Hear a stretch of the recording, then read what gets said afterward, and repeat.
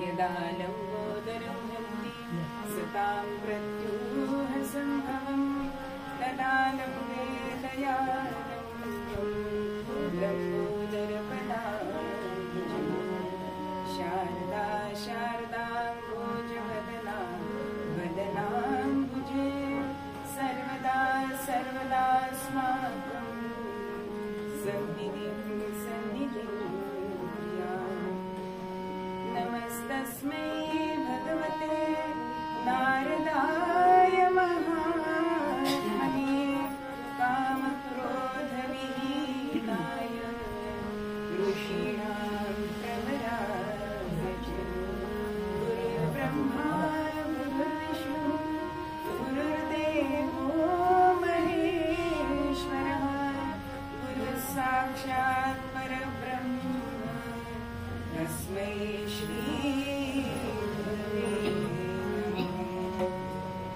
मनोजवं मारुततुल्यवेगं जितेन्द्रियं बुद्धिमतां वरिष्ठं वातात्मजं वानरयूथं श्रीरामदूतं शरणं प्रपद्ये सर्वमङ्गलमाङ्गल्ये शिवे सर्वार्थसाधिके शरण्ये त्र्यम्बके गौरी नारायणी नमोस्तुते। भगवान गोपाल कृष्ण महाराज की जय। सीताकांत स्मरण जय जय राम। महारुद्र हनुमान की जय। श्री अनंत कोटि ब्रह्मांड नायक राजाधिराज सच्चिदानंद सद्गुरु श्री ब्रह्म चैतन्य महाराज की जय। श्री ब्रह्मानंद महाराज की जय। जय जय रघुवीर समर्थ मंगलमूर्ति जय जय राम कृष्ण राजा राम जय जय राम राजा राम जय जय राम राजा राम नवनीत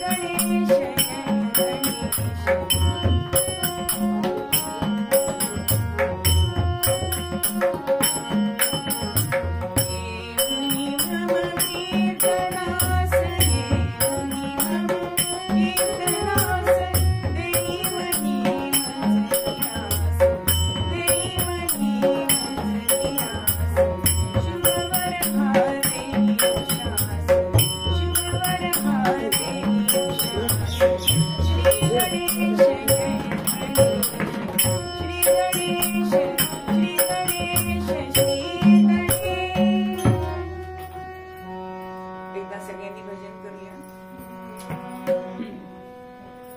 गुरु महाराज गुरु जय परब्रह्म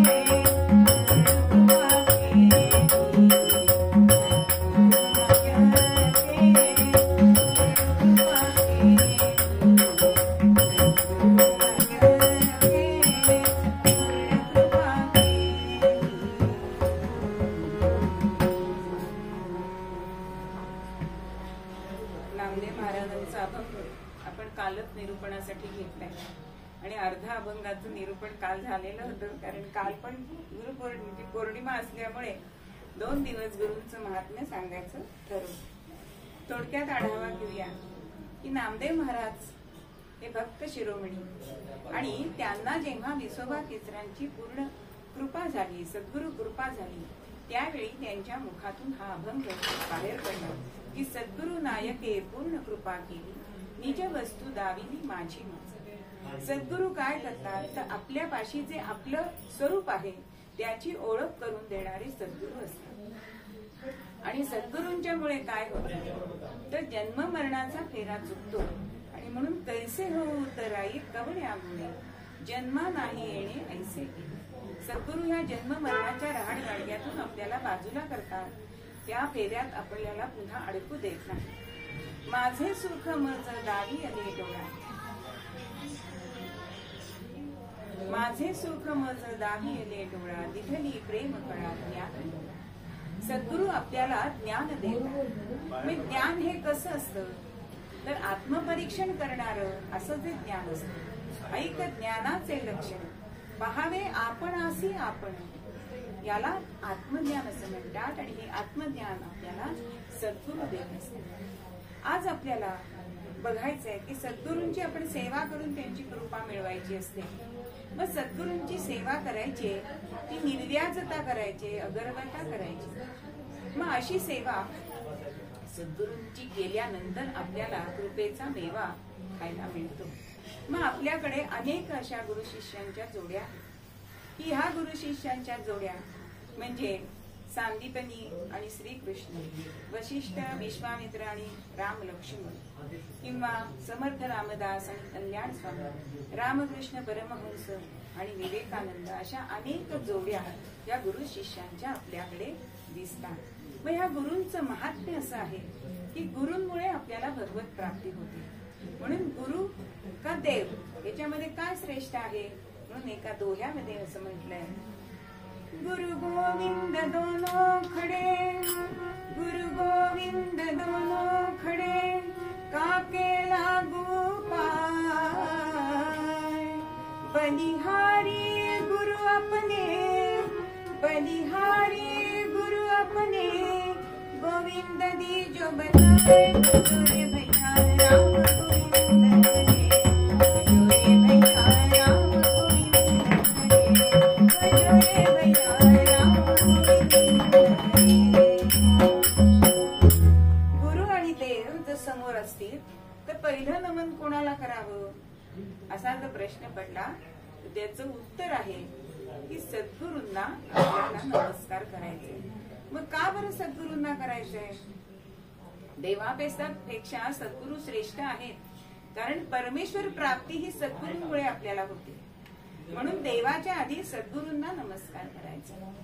गुरुपौर्णिमा आपण साजरी करत असतो, आपण गुरूंना दररोजच वंदन करतो. मग आजच्या दिवसाचं काय महत्व आहे तर आज हे गुरु तत्व 1000 पटीने जास्त असतं आणि म्हणून त्याचा लाभ आपल्याला व्हावा म्हणून आजचं गुरुपूजन हे श्रेष्ठ मानलेलं आहे. आणि आज व्यास पौर्णिमा म्हणतात. का व्यासांना वंदन करायचं की कारण असा एकही विषय नाही की त्याला व्यासांनी स्पर्श केलेला नाही, म्हणून व्यासपूजन सुद्धा आजच्या दिवशी केलं जातं. म्हणून ह्या पौर्णिमेला व्यास पौर्णिमा असं सुद्धा म्हटलं जातं. मग ह्या सद्गुरूंची कृपा किती असते तर आपल्या गुरुचरित्रामध्ये एक कथा आलेली आहे की संदीपक नावाचा एक शिष्य आणि त्याचे गुरु, आणि त्या गुरूंना असं आत्मज्ञान झालेलं असतं की आता आपल्याला शेवट व्याधी होणार आहे आणि ती व्याधी आपल्याला होणार आहे म्हणून काशी क्षेत्री आपल्याला जायचं आहे. पण ही व्याधी कशी होती हो तर ती महारोगासारखी दुर्धर अशी व्याधी. आणि म्हणून त्यांनी आपल्या शिष्यांना विचारलंय की कोण माझी सेवा करेल. तर अशी सेवा करायला सगळे शिष्य तयार नसतात बरं का, पण त्यातला जो संदीपक म्हणून जो त्यांचा शिष्य होता तो शिष्य तयार झालाय आणि गुरूंबरोबर तो काशी यात्रेला गेलाय. तिथे गुरूंना त्यांना ज्ञात असल्याप्रमाणे हा दुर्धर रोगाने पछाडले. मग अतिशय शरीरातनं दुर्गंधी यायला लागली, लस यायला लागली आणि त्या सगळ्या जखमा धुवायच्या, त्याला मलमपट्टी करायची, अशी सेवा त्यांनी सुरू केली. दररोज भिक्षा मागून आणावी, गुरूंना आपण भोजन द्यावं, मग आपण भोजन करावं. असं होता होता ही गुरु सेवा त्याची इतकी फळली की प्रत्यक्ष शंकर भगवान हे प्रसन्न झालेत आणि त्याच्याकडे आले.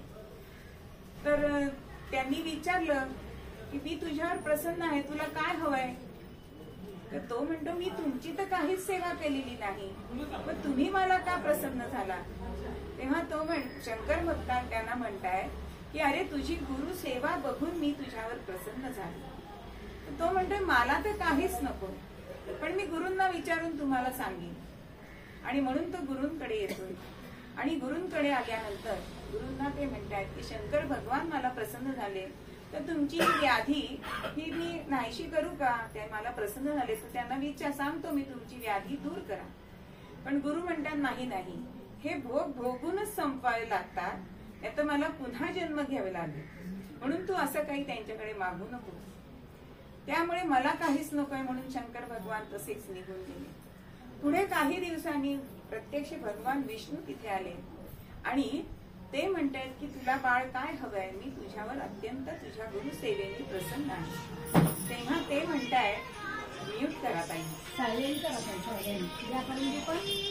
आणि त्यामुळे विष्णू सुद्धा म्हणतायत. तेव्हा ते विष्णूला म्हणतोय संदीपक की मी तुमची सुद्धा आराधना केली नाही, तुमची तपश्चर्या केली नाही, मग तुम्ही मला का प्रसन्न झाला? मग ते म्हणाले की तुझी गुरु सेवा, मग मी तुमच्याकडे कशाला मागू? मी गुरूंकडेच मागितलं ना मला काय हवं ते. म्हणजे गुरु हे कसे श्रेष्ठ असतात? तर ते असे श्रेष्ठ असतात. म्हणून ह्या भवसागरातून तारून देणारे आपल्याला जर कोण असतील तर ह्या भवसागरात नौका चालवणारे नावाडी, कुशल नावाडी असतात, ते हे सद्गुरू असतात. आणि अशा सद्गुरूंचं अनेक जणांनी अनेक अभंगात, म्हणजे आपण आता निरूपणासाठी नामदेवांचा अभंग घेतलाय, पण प्रत्येक संतांनी या गुरूंचं महात्म्य हे वर्णन केलेलं आहे. म्हणून तुकोबा सुद्धा असं म्हणतात एका अभंगामध्ये, सद्गुरु वाचोनी सापडे ना सोय, सापडे ना सोय, सद्गुरु वाचोनी सापडे ना सोय, सापडे ना सोय, धरावे ते पाय आधी आधी, धरावे ते पाय आधी आधी,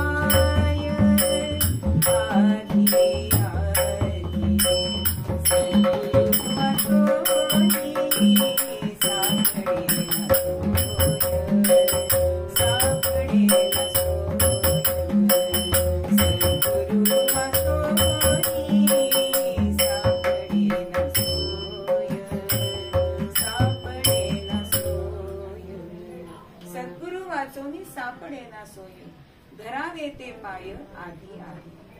आता दोनदा आधी आधी शब्द आलाय. शब्द भांडार कमी आहे का हो संतांकडे?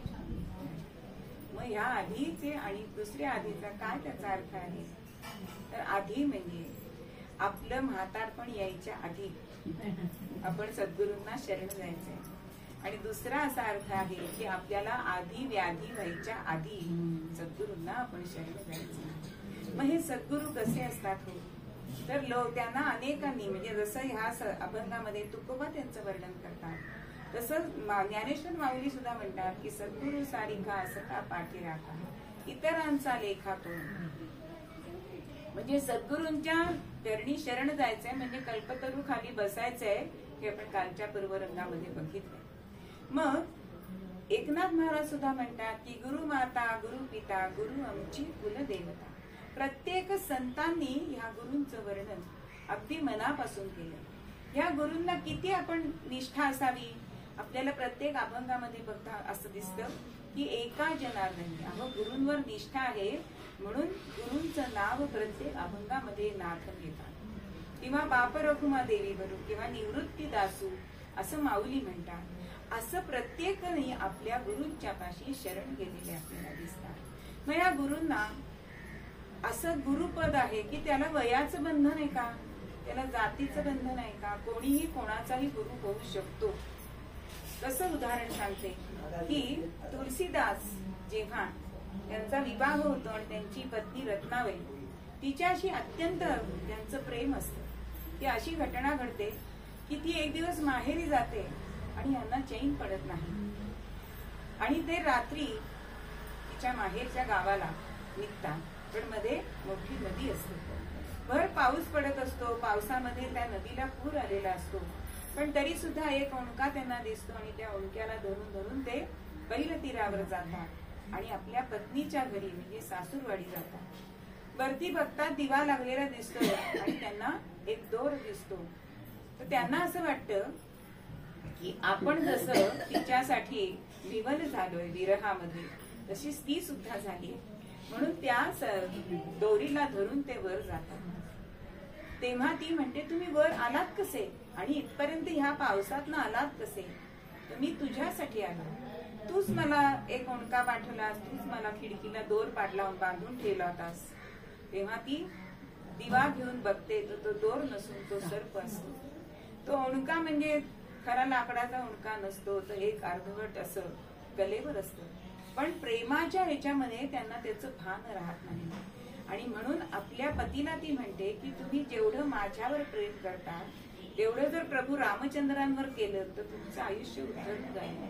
आणि हाच त्यांचा वळणबिंदू म्हणजे टर्निंग पॉइंट त्यांच्या जीवनातला होतो. वळणबिंदू करणार नाही म्हणून मराठीत सांगतात. तर असं त्यांनी ही पत्नी त्यांची गुरु ठरली.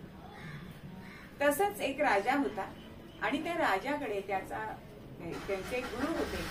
आणि त्या राजा पूर्वीचे राजे असे त्यांच्याकडे नृत्यांगना वगैरे असत आणि त्याप्रमाणे एका नृत्यांगनाचा कार्यक्रम त्याच्या दरबारामध्ये चाललेला असतो आणि ते शेजारी संन्यासी त्यांचे गुरु बसलेले असतात. आता राजा म्हणेपर्यंत थांबा म्हणेपर्यंत हे कार्यक्रम चालू असायचा की बाबा 1.5 तास कीर्तन आहे तर 1.5 तासाने आपलं थांबवायचं असं नाही. राजा म्हणेपर्यंत तो कार्यक्रम चालू होता. आता त्या नृत्यांगनेचा जो तबलजी होता ना तो अतिशय वृद्ध होता आणि 2-3 तास आपला तो तबला वाजवतोय, थकलाय आणि थोडीशी लय त्याची चुकते. आता ही नृत्य करत करत त्या आपल्या साथीदाराजवळ जाते आणि त्याला म्हणते अजून थोडी कळ काढ. एवढीच ती एक वाक्य बोलते. पण हे वाक्य त्या संन्यासाला म्हणजे राजाच्या गुरूंना सुद्धा कळतं, ऐकायला येतं. आणि ह्या राजांच्या गुरु जे असतात तर आयुष्यभर संन्यासाश्रम घेतल्यामुळे त्या नृत्यांगनेकडे बघून असं वाटलं की एकदा तरी आयुष्यात हिचा उपभोग घ्यावा, ही वासना त्यांच्या मनामध्ये येते. आता ही गोष्ट त्यांनी ऐकली आणि नृत्य थांबायला राजा सांगतो आणि हा संन्यासी उठतात आणि आपली सगळी झोळी जे काही त्या झोळीमध्ये असेल धनधान्य ते त्या नृत्यांगनेच्या पायाशी ओततात.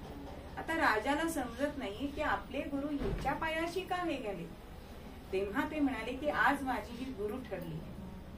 का तर तिने एवढा वेळ थांबलात ना तर अजून कळ काढा. हे वाक्य मला गुरुस्थानी झालं.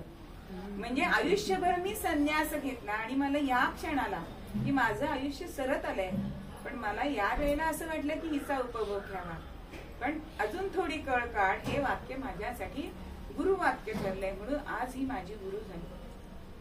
म्हणजे गुरु कोणतीही व्यक्ती कोणत्याही क्षणी होऊ शकते असं हे गुरुपद आहे.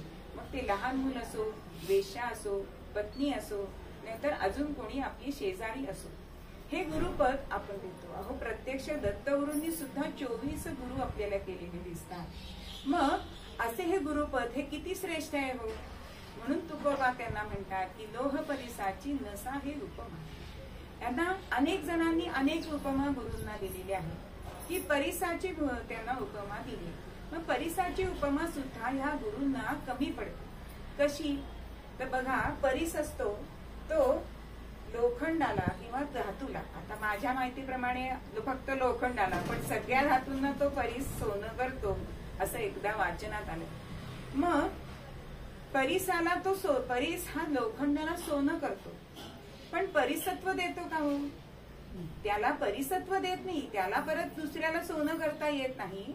पण गुरु असे असतात की आपणासारखे करीती तात्काळ म्हणून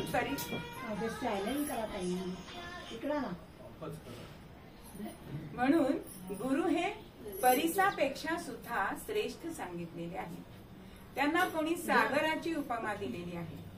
मग सागर हा अथांग जसा आहे तसे गुरु सुद्धा हे गुरु तत्व हे अथांग सांगितले. पण जसा सागर अथांग आहे पण सागराची क्षारता आहे का हो गुरूंमध्ये? म्हणजे क्षारता नसणारे पण अथांग असणारे असे हे सद्गुरू असतात. कोणी त्यांना आकाशाची उपमा दिली पण आकाश सुद्धा या सद्गुरूंच्या पुढे कमी पडतो. म्हणून ह्या सगळ्या उपमा किंवा त्यांना सूर्याची उपमा दिलेली आहे. पण सूर्य जसं तेजस्वी असतो पण तो तसा दाहक सुद्धा असतो. पण गुरु तेजस्वी असतात पण दाहकत्व त्यांच्याकडे असतं का? नाही. म्हणून आपणासारखे करीती तात्काळ म्हणून अशा सद्गुरूंचे तुम्ही पाय धरा. एकदा पेशवेकालीन एक गोष्ट सांगते तुम्हाला की सद्गुरू आणि शिष्य यांच्यामध्ये काय फरक असतो. तर पेशव्यांच्या काळामध्ये एक अशी लढत लागलेली होती आणि ती गुरु शिष्यांमध्ये होती.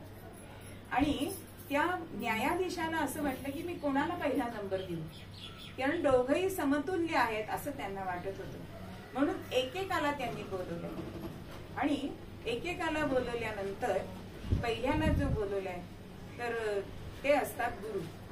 आणि ते म्हणतात ते न्यायाधीश त्यांना विचारतात की तुम्ही काय सगळी चौकशी करतात. तेव्हा ते सांगतात की माझा प्रतिस्पर्धी आहे ना तो माझा शिष्यच आहे आणि तो इतका माझ्या बरोबर तुल्यबळ करतोय म्हणून ह्याचं मला समाधान आहे. आणि शिष्याला एकांतात बोलवतात न्यायाधीश. तेव्हा शिष्याला पण विचारतात तेव्हा तो पण सांगतो की हे माझे गुरु आहे. पण बक्षीस मात्र गुरुलाच दिलं जातं. का बरं? कारण गुरूंनी आपल्यासारखा शिष्य घडवलाय पण शिष्याने आपल्यासारखा शिष्य घडवलेला नसतो. म्हणून गुरु श्रेष्ठ ठरतो. म्हणून दोघांच्या लढतीमध्ये हा गुरुच हा श्रेष्ठ ठरत असतो. म्हणून असे हे सद्गुरु जे असतात ना ते सद्गुरु कारण आपल्याकडे आपल्याला भवसागरातून तारून नेणारे हेच असतात. म्हणून एक कवी म्हणतात गुरुवरा साच दाखविली वाट गुरुवरा साच दाखविली वाट आयुष्याचा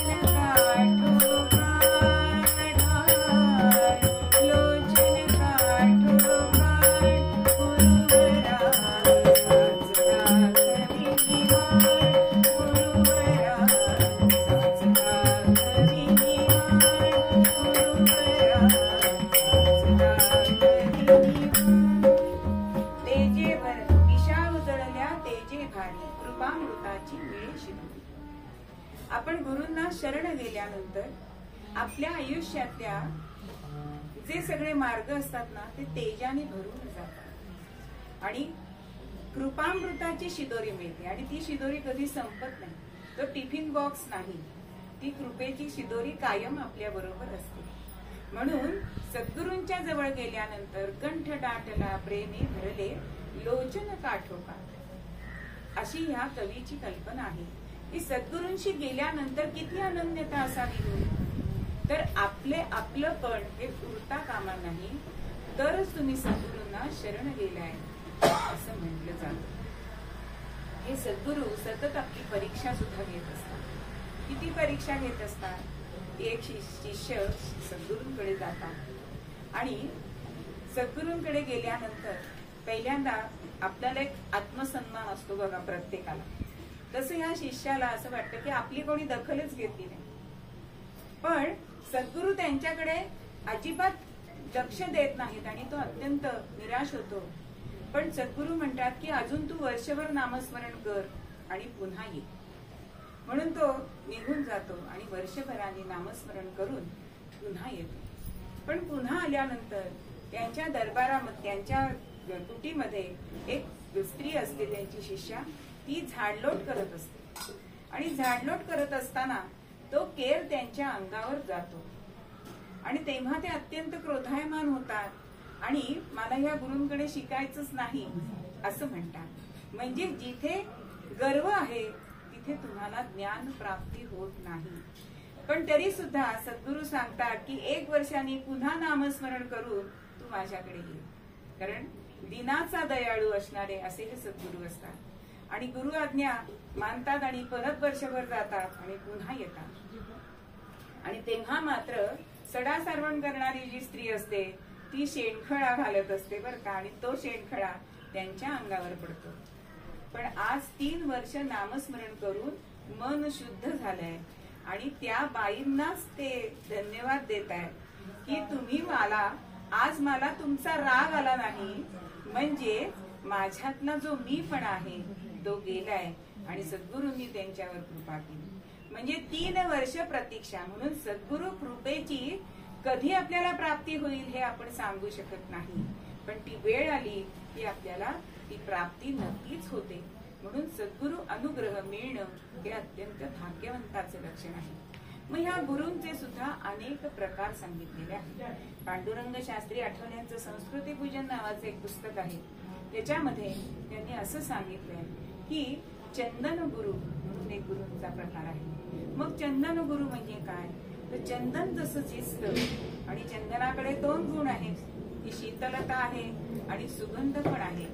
असे हे सद्गुरू असतात की शीतलता देऊन, मनाला शांती देऊन अनुग्रह करणारे आणि स्वतः झिजणार आणि शिष्याला सुद्धा तीच शिकवण देणारे असे हे चंदन गुरु असतात. एक मार्गदर्शक गुरु असतात, म्हणजेच तुम्ही जीवनामध्ये कसं वागा त्याप्रमाणे सगळा अनुग्रह देणारे किंवा बोध करणारे असे हे मार्गदर्शक गुरु असतात. एक असतात विचार गुरु. विचार गुरु म्हणजे हे आपल्याला क्वचितच लागतात. म्हणजे त्यांचा आपल्या स्वतःच्या बुद्धिमत्तेवर तर विश्वास असतोच, पण त्यांचा असा एखादा शिष्य असतो की त्या शिष्याच्या बुद्धिमत्तेवर त्यांचा अतिशय विश्वास असतो. आणि याचं उत्तम उदाहरण म्हणजे रामकृष्ण परमहंस आणि विवेकानंद. की विवेकानंदांवरती रामकृष्णांचा एवढा विश्वास होता की हा पुढे काय कार्य करणार आहे. खरं म्हणजे त्यांचा गुरूंवर विश्वास होता का, त्यांनी गुरु पारखून घेतलाय, त्यांची परीक्षा घेतलेली आहे. पण रामकृष्णांचा असा विश्वास होता की हा नोरेन जो आहे ना तोच ह्या जगाचं कल्याण करणार आहे. म्हणजे हे विचार गुरु आहे. त्यानंतर आहे ते शक्तिपात दीक्षा देणारे, म्हणजेच कृपाहस्त ठेवणार की ह्या सगळ्या तळ हातातून त्यांची सगळी शक्ती ही शिष्याला मिळते. त्याला दीक्षाधारी गुरु असं म्हटलं जातं. एक दर्पण गुरु म्हणून एक गुरु सांगितलेले आहे. मग दर्पण गुरु म्हणजे काय, तर दर्पण काय करतं, आपलंच आपल्याला रूप दाखवतं. म्हणजे हे गुरु आत्मपरीक्षण करायला सांगणारे. आपण आपल्याकडे बघत नाही, दुसऱ्याचे दोष बघतो. पण हे दर्पण गुरु जे असतात ते तुम्ही स्वतःचे दोष बघा आणि ते सुधारा हे सांगणारे हे दर्पण गुरु असतात. म्हणून गुरु हे अनेक प्रकारचे जरी असले तरी सुद्धा त्यांचा बोध, त्यांचा जो आपल्या शिष्यांवर असणारं प्रेम हे श्रेष्ठतम आहे. म्हणून गुरूंना, सद्गुरूंना ह्या शरण जा, म्हणजे तुम्हाला ह्या भवसागरातून तुम्हाला निघता येणारे, बाहेर पडता येणारे. मग गुरु म्हणजे काय, तर गुरूंकडे नेहमी नम्र होऊन जायचं असतं, म्हणजे लघु होऊन जायचं असतं. गुरु म्हणजे ज्ञानाचा प्रकाश देणारे, अज्ञानाचा अंधकार काढून टाकणारे असं आपल्या आयुष्यामध्ये हे सद्गुरू काम करत असतात. म्हणून ध्येयाचं पूजन म्हणजेच गुरुपूजन आहे. म्हणून गुरुपूजन हे सगळ्यांनीच करावं. मग ध्येयाचं पूजन, समजा एखादा गुरु नसेल एखाद्याला, कोणाला नाही करता येत गुरु, पण मग कोणाला गुरु करायचं? तर कृष्णं वंदे जगद्गुरु. कृष्ण भगवान श्रीकृष्णाने जी गीता सांगितलेली आहे ती गीता हाच आपला उपदेश आहे असं समजून गीतेमध्ये जे सांगितलंय, जे आचरण सांगितलंय ते आचरण जर आपण केलं तर कृष्णांना आपण जगद्गुरु तो मानलेला आहे. कारण जगामध्ये 3 गुरु जगद्गुरु होऊन गेले. पहिले भगवान श्रीकृष्ण, मग आद्य शंकराचार्य हे जगद्गुरु आहेत आणि तिसरे म्हणजे आमचे जगद्गुरु तुकोबा. असे 3 जगद्गुरु होऊन गेले. आणि ह्या सगळ्या संतांचे जे वाङ्मय आहे ना ते वाङ्मय सुद्धा आपण वाचलं तर त्यातनं आपल्याला त्यांचा अनुग्रहच मिळत असतो असे हे सद्गुरु. कारण त्यांची ती वाङ्मय मूर्तीच आहे. आज आपल्याला हे संत दिसणार नाही, पण त्यांचा जो ग्रंथ संपदा आहे ती जर आपल्याकडे ठेवली, म्हणून गुरूंचे फोटो आपण नुसते फोटो लावायचे नाहीये, ते व्यक्ती आहेत असं समजायचं. आणि असं जर आपण समजलं तर त्याची अनुभूती येते बरं का. म्हणजे आमची आई नेहमी म्हणायची की जसं तुम्ही मोठ्या माणसांना सांगून जाता की घरातनं बाहेर पडताना किंवा एखादं कार्य करायला आम्ही हे करायला जातोय, तसं सद्गुरूंच्या फोटोला सांगून जा, बघा कार्य होत आहे की. पण ही अनुभूती मी सांगून नाही येणार आहे, तुम्ही त्याचा स्वतः अनुभव घेतला पाहिजे. म्हणून असे हे सद्गुरू असतात. आणि म्हणून हे सद्गुरूंना गुरते हे जन न देखवे डोळा, म्हणून ह्या सद्गुरूंना अतिशय आपण अनन्य भावाने शरण जायचंय आणि आपल्या जीवनाचं सार्थक करून घ्यायचंय. आणि हेच आपल्या मूळ पद्यामध्ये आपल्याला नामदेव महाराज सांगतात की डोळ्यांचा डोळा उघडिला जे नैवेद्य लेणे आनंदाचे. मग डोळ्यांचा डोळा म्हणजे काय? आपल्या जन्मचक्षूंना जे दिसत नाही ना ते अंतश्चक्षूंना दाखवणारे सद्गुरू असतात. आणि ते काय करतात तर लेवविले लेणे आनंदाचे. लेणं म्हणजे काय हो? अलंकार. अलंकार सगळ्यांना आवडतात की नाही? लहान मोठा असो कुठलाही असो अलंकार आवडतात. ते खोटे 2 ग्रॅमचे असले तरी आपण घालतो. पण सद्गुरू जे आपल्याला अलंकार लेवतात ना तो आनंदाचा असतो. आणि हा आनंदाचा, म्हणून जो पूर्ण सद्गुरूंना शरण गेल्यानं त्याच्या चेहऱ्यावरचे आनंदाचे आपल्याला समाधानाचे जे भाव दिसतात ते सामान्य माणसामध्ये दिसत नाही. म्हणून लेवविले लेणे आनंदाचे. मग नामा म्हणे मी की लावी ही सोय. आता आपण बघा कुठेही जायचं असलं तरी सुद्धा तिथे काय व्यवस्था आहे असं विचारतो की नाही? म्हणजे आता आम्ही कीर्तनकार गावोगावी जातो, विचारतो की स्वतंत्र खोली मिळणार आहे का, पलंग झोपायला आहे का. हल्ली आता कमरेमुळे खाली बसता येत नाही. तर माझ्या एका मैत्रिणीने सांगितलं बरं का की लताताई तू असं विचारा तुमच्या इथे पाप आहे का. म्हणजे काय? तिने काय सांगितलं, म्हणजे हल्ली खाली बसायचं नाही म्हणजे कमोड लागतो ना, पाप म्हणजे पाश्चात्य पद्धत असं तू विचार. म्हणजे आपण साध्या व्यवहारामध्ये सुद्धा किती आपण आपली सोय बघत असतो की एसी गाडी आहे का, असं सगळं रिझर्वेशन आहे का वगैरे सगळं बघत असतो. पण ही सोय आपण सामान्य जगामध्ये बघतो, पण सद्गुरू ही आपली इथली पण सोय करतात आणि परलोकाची सुद्धा सोय करतात. म्हणून न विसंबावे पाय सद्गुरूंचे. मग सद्गुरूंचे पाय कधीही आपण सोडायचे नाही. याच्यासाठी एक दृष्टांत देते की एकदा रामकृष्ण परमहंस आपल्या सगळ्या शिष्यांना घेऊन समुद्र किनारी गेलेले असतात आणि तिथे ते एक दृश्य बघतात. काय दृश्य बघतात तर एका कोळ्याने जाळं टाकलेलं असतं आणि तो जाळं ओढत असतो. आता ते सद्गुरू त्या सगळ्या शिष्यांना रामकृष्ण म्हणतात की बघा या दृश्यामध्ये तुम्हाला काय दिसतंय. तेव्हा काही मासे जाळ्यात अडकलेले आहेत आणि काही मासे या कोळ्याच्या पायाशी फिरतात. मग ह्याचा काय अर्थ आहे? रामकृष्ण सांगतात की यशकिंचित कोळ्याचे पाय धरले तर त्यांचं जीवन वाचलं की नाही, ते अडकले नाहीत ह्याच्यामध्ये जाळ्यामध्ये. आणि ज्यांनी त्याचे पाय धरले नाही ते जाळ्यात अडकले. मग आपण जर सद्गुरूंचे पाय धरले तर आपण ह्या मायेच्या जाळ्यात अडकणार नाही. म्हणजेच ह्या जन्म मरणाच्या फेऱ्यातून आपण सुटू. म्हणून न विसंबावे पाय सद्गुरूंचे. म्हणून अशा सद्गुरूंना शरण जा की जे आपल्याला या भवनौकेतून बाहेर नेणारे, भवसागरातून, आणि आपला जीवन हे सार्थकी लागणारे. म्हणून मूळ पद्यामध्ये आपल्याला नामदेव महाराज सांगतात सद्गुरु नायक पूर्ण कृपा केली, सद्गुरु नायक पूर्ण कृपा केली, निज वस्तु दाविनी माझी वज, निज वस्तु दाविनी माझी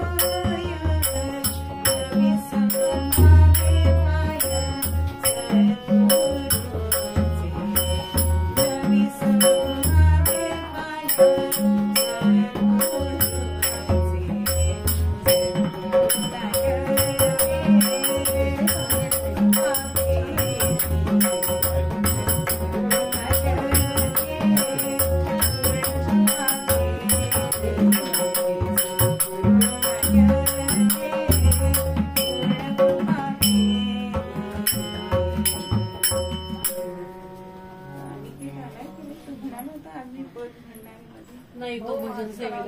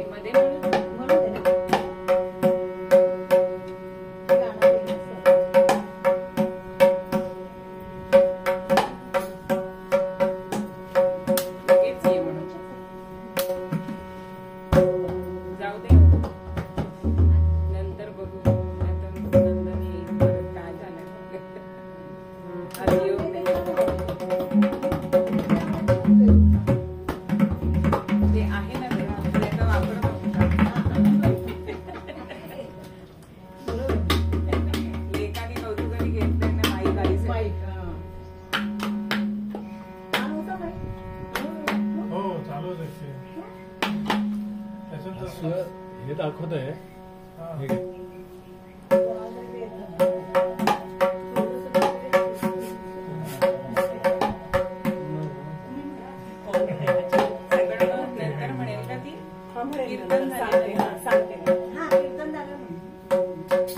एकदा भजन करूया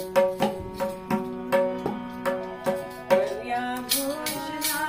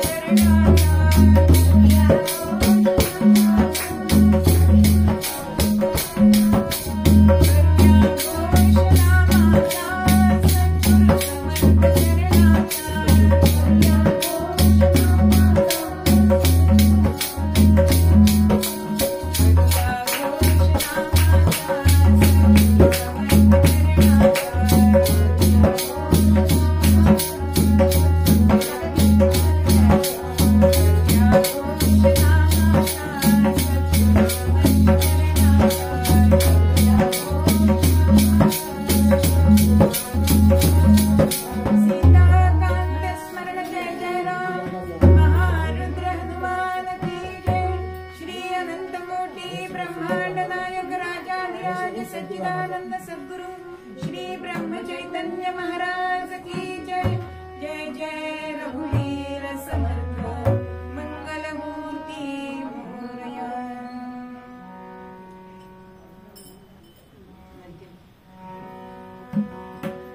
माणदेशी निजपुरी जन्मधारा, माणदेशी निजपुरी जन्मधारा,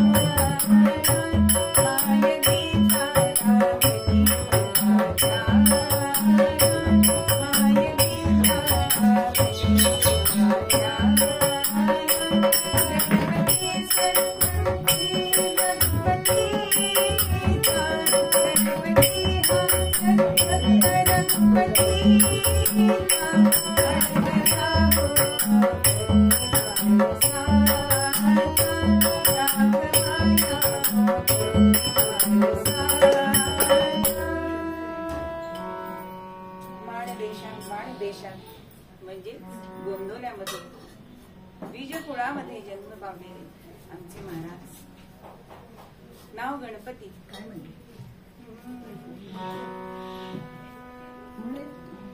शके 1666 शके 1666 माघ शुद्ध द्वादशी व्रत योगी जन्मले हे संत धन्य ग्राम गोंदावले।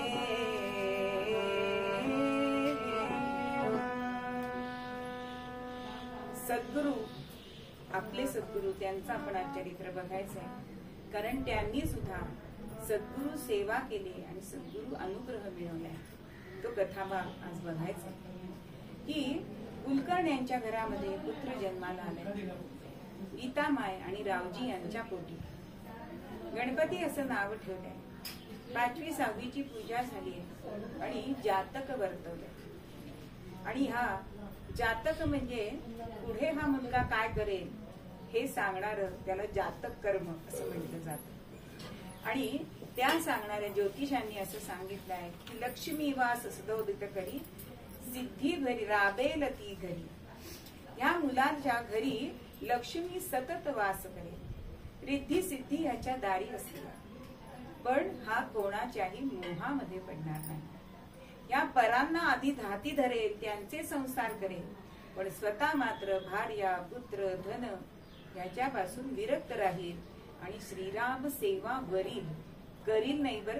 वरील म्हणजे वर्ण, आपण पतीला पत्नी वरते म्हणजे आपलं सर्वस्व देते, म्हणजे राम सेवेला हा मुलगा सर्वस्व अर्पण करेल। आणि काय करेल तर नामानंद अनेक घटामध्ये हा भरेल आणि दिनांचा नाथ हा मुलगा होणार आहे असं जातक वर्तवलं। दिसा मासा हा मुलगा मोठा होतो, पण लहान वय असलं ना तरी आपल्या लहान मुलांसारखे नव्हते हो महाराज। कधीतरी एकेरी शब्द येईल बरं, कारण लहान आहे गणून। आणि कधी यांचं खेळामध्ये लक्ष नसायचं, कधी लक्ष ना खेळण्यात आणि खाण्यात। आज आपल्या मुलांना किती प्रकारचे खाऊ लागतात आणि तरी सुद्धा बोर होतं, तर हा एक शब्द जप चाललेलाच असतो, ते खेळ सोडून द्या, बोर होतंय हे अगदी काय मला हल्ली समजतच नाही। एका खेळण्याशी काही 10 मिनिटं मुलं खेळत नाही, पण सीतापती हा मनामध्ये धरलाय आणि मुखाने सतत रामनाम हा मुलगा घेत असतो। आणि लीला कशा होत्या हो लहानपणीच्या, की हा वाडा सगळा त्यांचा भरून जायचा सगळ्या बाळगोपाळांनी, आणि कथा कीर्तनांची बालक्रीडा करणारा असा हा गणू दिसा मासा मोठा होतो. लिंगोपंत त्यांचे आजोबा, त्यांना आपल्या नातवाचं खूप कौतुक, म्हणजे आजी आजोबांना असतंच, पण त्यातल्या त्यात हा रामाच्या प्रेरणेने झालेला असा हा मुलगा आणि वंशाचा दिवा, असं लिंगोपंतांना अत्यंत आनंद झालेला. आणि लिंगोपंतांजवळच हा गणू जास्त वेळ असायचा. एक दिवस एकादशीचं भजन चाललेलं होतं विठ्ठलाच्या मंदिरामध्ये, आणि लिंगोपंतांनी त्यांच्याकडे बघितलंय आणि विचारतात, बाळ गणू, तुला जर मी हंडावर सोनं दिलं, मोहरा दिल्या, तर तू काय करशील रे? आता आपल्यासारख्या मुलांनी काय सांगितलं असतं, मी हे घेईन, ते घेईन, खेळणी घेईन, पण आमच्या गणूनी काय उत्तर दिलंय, की मी ते गोरगरिबांना वाटून टाकले. या उत्तराने अत्यंत लिंगोपंत प्रसन्न झाले आणि पुढचा प्रश्न विचारताय, की तुला राजा केला तर तू काय करशील? तेव्हा राजा जर मला केलं तर सगळी प्रजा जे दीन आहेत त्या सगळ्यांना मी सुखी करीन, असं उत्तर आजोबांनी दिलं. आजोबांना या गणूंनी दिलंय. कारण सुशिलो मात्र पुण्येन, म्हणून दातृत्वम वंशवर्ण, वंशामुळे दातृत्व येतं, आणि लिंगोपंतांचा वंश असा दान करणाराच होता, म्हणून आपल्या वंशामध्ये असा पुत्र जन्माला आलाय याचं कौतुक लिंगोपंतांना होतं. दिसा मासा हा मुलगा वाढतोय, 5 वर्षाचा झालाय, 8 वर्षाचा होतोय, कारण आपल्याला उड्या मारायचे, बराबर वेळ पुढे जातोय. आणि एक दिवस असं झालं की मध्यरात्रीला हा मुलगा घरातून नाहीसा झाला, कुठेही दिसेना. गीता माय सगळीकडे बघतीये, पण हा गणू कुठे दिसेना. मग हा मुलगा कुठे गेला होता, तर माणगंगेच्या तीरी एक असं भुयार होतं, त्या भुयारामध्ये हा मुलगा जाऊन ध्यान सिद्धासन घालून ध्यान करतो. लिंगोपंतांनी, कारण रावजी लगेच शोधायला गेले, पहाटे त्याला घेऊन आले. लिंगोपंत त्याला विचारतात, बाळ, तुला सर्प, विंचू, भूत, खेत यांची कोणाची भीती नाही वाटली? भीती कशाला, मुखामध्ये रामनाम आहे ना, असं उत्तर गणू देतो. होता होता मौंजी बंधन केलंय. आणि मारुतीच्या मंदिरामध्ये एक वृद्ध संन्यासी आलेले, कफनी घातलेली, जटा वाढवलेल्या, आणि त्या संन्यासाला हा बाळ गणू विचारतोय की तुम्ही हा पोशाख कशासाठी केलाय, ह्या पोशाखाने काय होतं? तेव्हा ते वृद्ध संन्यासी म्हणतायत की अरे मला सद्गुरू भेटावे म्हणून मी हा वेश परिधान केलाय, पण अजून माझ्या मनाला काही तृप्ती नाही, मला अजून सद्गुरू लाभलेले नाही, आणि सद्गुरू शिवाय जीवन धन्य होत नाही. आता सद्गुरू शिवाय जीवन धन्य होत नाही, म्हणून या मुलाला सद्गुरूची तळमळ लागलेली आहे. आणि मग असाच सगळीकडे कुठेतरी बसायचा, ध्यान धारणा करायचा. आणि मग गीतामाईला असं झालं की आता काय करावं या मुलाचं. आणि मग लिंगोपंत म्हणतात की आता ह्याला जे परमार्थाकडे ओढा जो आहे ना, तर त्याला आपण संसारात आणूया. म्हणून खातवळची जी सरस्वती नावाची मुलगी, त्याच्याशी विवाह केला. आणि विवाह केल्यानंतर हा विवाह झालाय, आणि थोड्या दिवसात आजी कालवश झाली, लिंगोपंत सुद्धा गेले, रावजी सुद्धा आपल्या परमार्थामध्ये मग्न असायचे.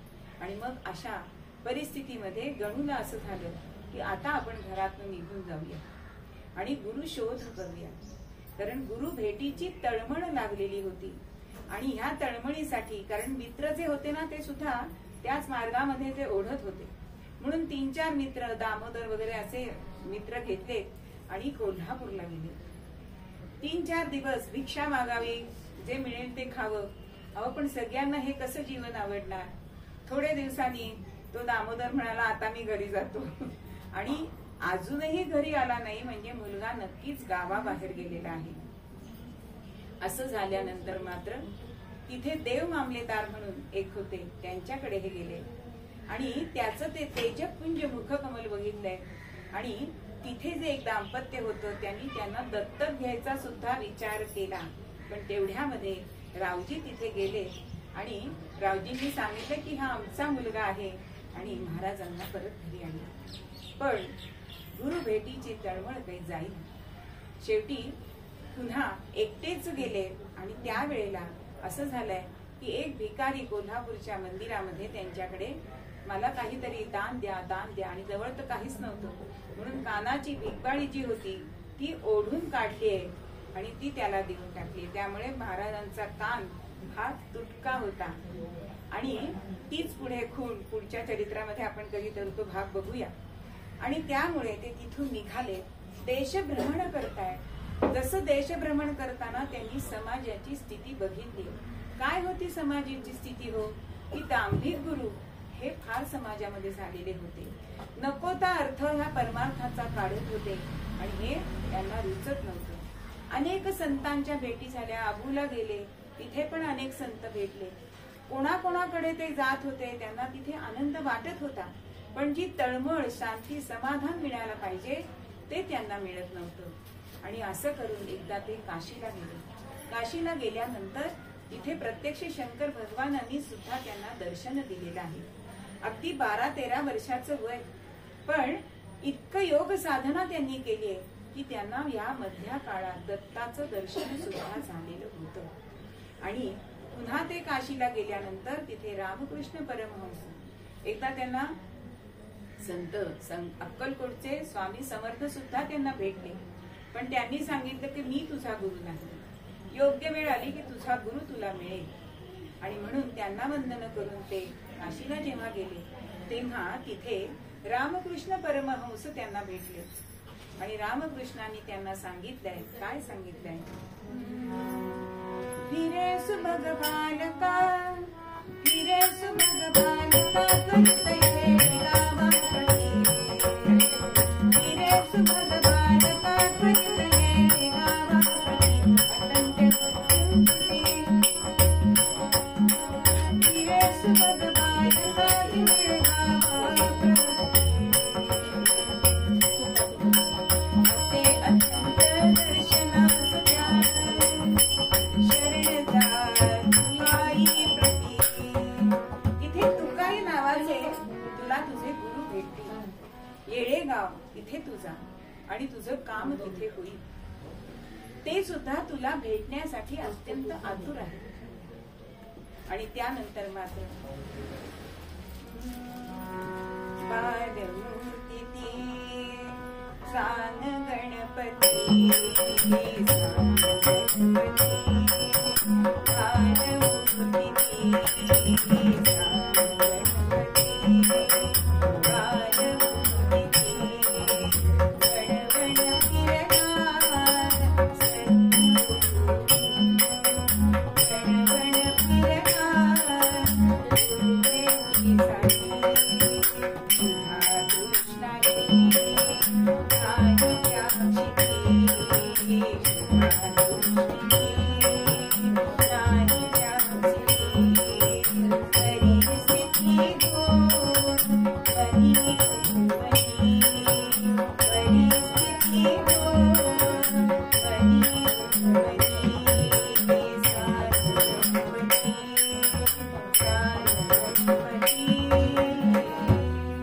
लहान गणपती हा गणेश गणू हा वणवण फिरतोय, पण आता त्याला मार्ग मिळालाय की येळेगावला जा आणि तिथे तुकाई जे आहे ते तुझे गुरु आहे असं प्रत्यक्ष रामकृष्ण परमहंसांनी त्यांना सांगितलंय. आणि मजल दर मजल करत वराडामध्ये असणारं हे नांदेड जवळ असलेले हे गाव येळेगावला ते पोहोचले आणि तिथे हे तुकाई महाराज राहत होते. हे सुद्धा अत्यंत शांत मूर्ती, विरागी आणि भक्ती असा तिघांचा संगम ह्या तुकाई महाराजांच्या मध्ये झालेला आहे. पण त्यांचं वरवर बघितलं तर ते बेडे वाटावेत असा त्यांचा आचार होता, म्हणून त्यांना वेड्या तुका असं सुद्धा गावामध्ये म्हटलं जात असत. कधीतरी लहान मुलासारखं टोपडं बांधत असत, कधी त्यांच्या हातामध्ये एक छोटं कुत्र्याचं पिल्लू कायम असायचं आणि एक चिलीम कायम असायची. असे हे तुकाई हे गावामध्ये फिरत असताना अचानक ते सगळ्यांना सांगायला लागले की आला आला, येणार आहे, चोर येणार आहे, चोर येणार आहे आणि मला सगळं लुटून नेणार आहे. पण ह्याचा काही अर्थ गावकऱ्यांना समजेल. मजल दर मजल करत हा गणू येळेगावला मध्ये आलाय आणि तिथे सगळीकडे शोधतोय, पण तुकामाईंचा काही पत्ता लागेना. शेवटी सगळीकडे फिरून शेवटी जिथे त्यांचा निवास होता तिथे येऊन बसले. आणि इतक्यामध्ये तुकाई तिथे आले आणि त्याला जवळ घेतले. पण तुकामाईंची परीक्षा घेण्याची एक पद्धत होती बरं का. सहजासहजी त्यांचा शिष्य होता येत नसे. आणि अशी ही परीक्षा घेणारे तुकामाई, कारण महाराजांनी तिथे गेल्यानंतरच जी त्यांची गुरुसेवा करायला सुरुवात केली की 9 महिने त्यांनी गुरुसेवा केली. आणि गुरुसेवा कशी केली हो, तर सावलीप्रमाणे. जशी सावली आपल्याला सोडत नाही तसं गुरूंना त्यांनी सोडलं नाही. दिवस रात्र त्यांच्या बरोबर असायचे. रात्री ते झोपले की त्यांचे पाय दाबत दाबत स्वतः तिथे बसून राहायचे. गुरु उठायच्या आत स्वतः आपण उठायचे. म्हणजे महाराज 9 महिने झोपले सुद्धा नाही. आणि वय वर्ष होतं फक्त 15. आज 15 वर्षाचा मुलगा काय करतो हो घरामध्ये. पण आमचे महाराज मात्र ही गुरुसेवा इतकी तळमळ त्यांना लागलेली होती गुरु भेटीची. आणि पण त्यांचं दोघांचं आपण म्हणतो की मनोधागे जुळलेले होते. जे त्यांना वाटायचं ना की गुरु सांगायच्या आधीच महाराज करत असे. एक दिवस ह्या तुकामाईंना एकाने टोपलीभर आंबे आणून दिले.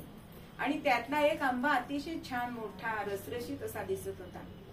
आणि महाराजांना असं वाटलं की हा गुरूंनी आपल्या खावा असं त्यांच्या मनात यायला. आणि तुकामाईंनी काय केलं हो, एक एक आंबा महाराजांच्या अंगावर टाकायला सुरुवात केली. आणि तो आंबा जो त्यांना वाटत होतो गुरूंनी खावा, तो आंबा म्हणाले हातात घेऊन, हा मी खावा असं वाटतोय ना.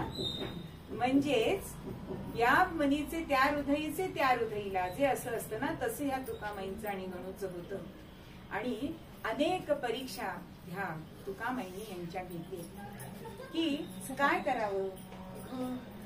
घोर परीक्षा घेई तुकाई, घोर परीक्षा घेई तुकाई, कशी तुझ्या दीन बनाई, कशी तुझ्या दीन बनाई.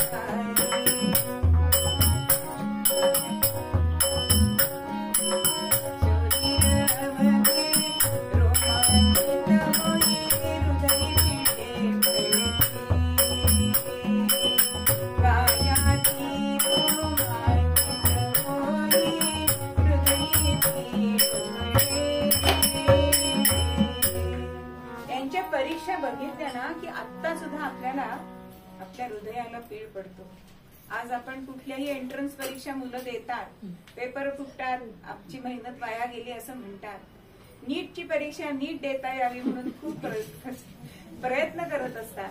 पण आमची ही नीटची परीक्षा तुकामाईंची अत्यंत कठीण होती. अहो, एक दिवस वडाच्या झाडाच्या इथे बसलेले पाराखाली आणि गणूला सांगितलंय, अरे गणू, एवढी पानं झाडाला झाली, त्याचा भार होतोय, त्याला पानं तोडून टाक पान.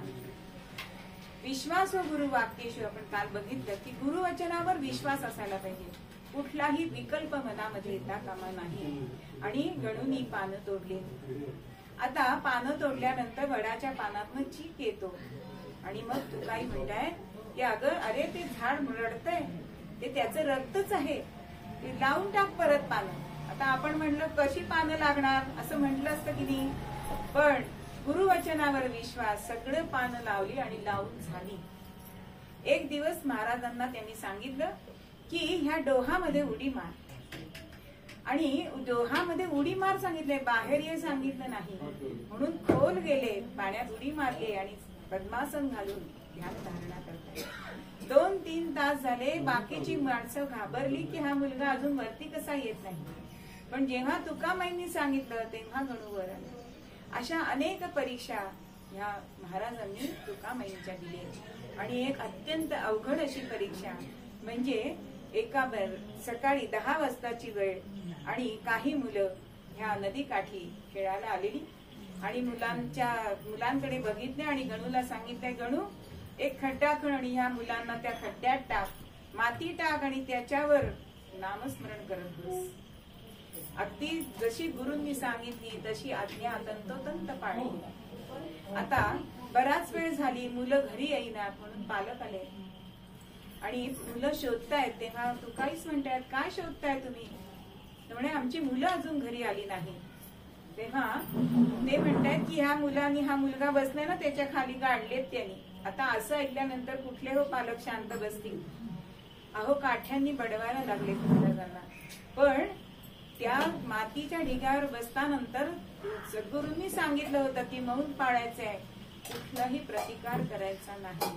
मग इतका त्यांनी मार दिला तरी सुद्धा गणूच्या मुखातून एक शब्द सुद्धा बाहेर आला नाही, की प्रतिकार केला नाही. की शेवटी तुकामाई उठतायत आणि म्हणतायत की मारणार आहात का त्याला? तुमची मुलं आतमध्ये जिवंत आहेत बघा. आणि मग गुण बघितलंय तर ती मुलं जिवंत होती. ही त्यांची शेवटची परीक्षा. आणि त्यानंतर मात्र रामनवमीचा दिवस आलाय, कारण त्या परीक्षेमध्ये महाराज आमचे पास झाले. आणि तेव्हा आपल्या गुरूंनी त्यांना म्हणजे तुकामाईंनी गणूला आपल्या पोटाशी धरलाय, हृदयाशी धरलाय, की तू जी अशी सेवा केलीस त्याचं फळ तुला नक्की मिळणार आहे. आणि मग रामनवमीच्या दिवशी बरोबर राम जन्माच्या वेळी एका वनामध्ये ते गेले गुरु शिष्य. आणि तिथे त्यांनी त्या वेळेला त्यांच्या मस्तकावरती कृपाहस्त ठेवलाय, पद्मासन घालायला सांगितलंय. काही वेळ त्यांची समाधी लागली. आणि मग समाधीतून जागृत झाल्यानंतर मात्र त्यांनी असं सांगितलं की आज तुला मी जे ज्ञान दिलंय, जे वशिष्ठांनी रामरायाला दिलंय, जे सांदीपनींनी कृष्णाला दिलंय. म्हणजे बघा, राम पण महाराज आहेत आणि कृष्ण पण महाराज आहेत. म्हणजेच रामकृष्ण हे त्यांना जे ज्ञान मिळालं ते आज आमच्या ब्रह्मचैतन्यांना मिळालंय. आणि त्याच वेळी तुकाबाईंनी गणूचं नाव ब्रह्मचैतन्य असं ठेवलंय. तुकाईने सर्व अर्पिये, तुकाईने त्या सर्व अर्पिये, नाम ब्रह्म चैतन्य साधवे, नाम ब्रह्म चैतन्य साधवे, सहित अन्वयित आहे ब्रह्मरूप, ब्रह्म ऐक्यैक आहे ब्रह्मरूप, प्रकाशोनी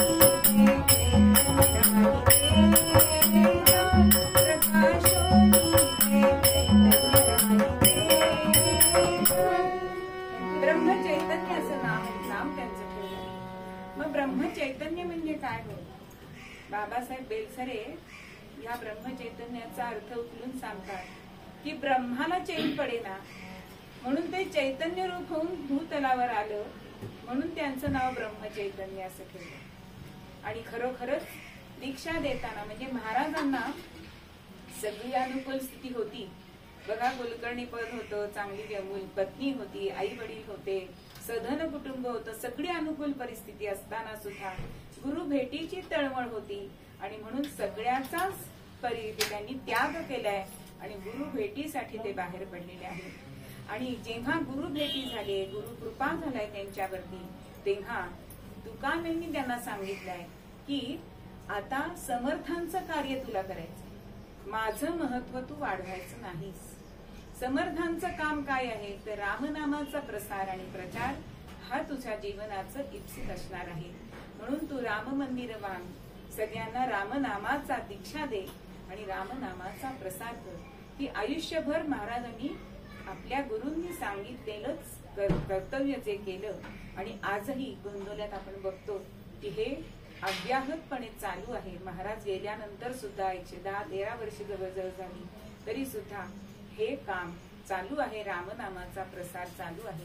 म्हणून अशा सद्गुरूंना महाराज तिकडे गेले आणि त्यांना शरण गेल्यामुळेच ते स्वतः उतरून गेले आणि आज आपल्यासारख्या लोखंडाला सुद्धा ते परिसत्व देत आहेत. म्हणून खरोखरच सद्गुरूंसारखा जर आपल्याला नावाने मिळाला तर आपण सुद्धा उतरून जाऊ. म्हणून महाराजांना आपण जे सद्गुरू मानतो त्यांच्या नित्याच्या जे हे आहे दासबोध आहे किंवा त्यांचा जो बोध आहे, गुरुबोध आहे, रामपाठ आहे, याच्यामध्ये त्यांनी सांगितलंय की नाही की तुम्ही स्वतः पण एक बघा आणि ते आपलं आत्मपरीक्षण करा, हाच तुम्हाला बोध आहे. आणि म्हणून सद्गुरूंचे पाय आपण कधी सोडू नये, कारण तेच आपले तारक आहे आणि हेच आपल्याला मूळ पद्यामध्ये नामदेव महाराज सुद्धा सांगतात. सद्गुरु नायके पूर्ण कृपाके, सद्गुरु नायके पूर्ण कृपाके,